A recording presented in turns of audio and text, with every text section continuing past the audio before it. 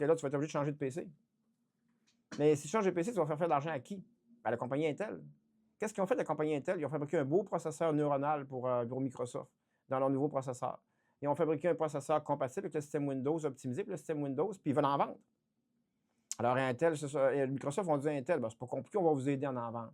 On va tout canceller les ordinateurs qui ont moins de 8e génération et moins. Donc, autrement dit, vous avez acheté votre ordinateur en 2019 et moins, il n'est plus bon. Il faut le changer.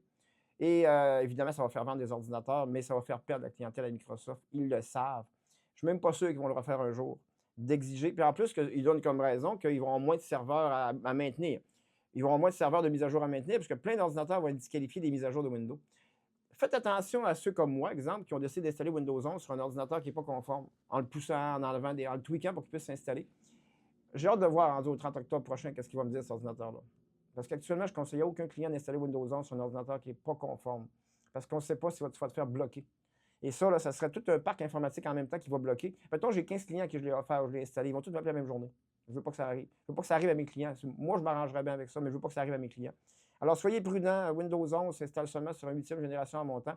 C'est déplorable parce qu'il y a beaucoup d'ordinateurs avec des corps i7 de 6e génération qui le supportent sans forcer. J'ai même un Tiny chez nous de 4e génération qui le supporte très bien. En tout cas.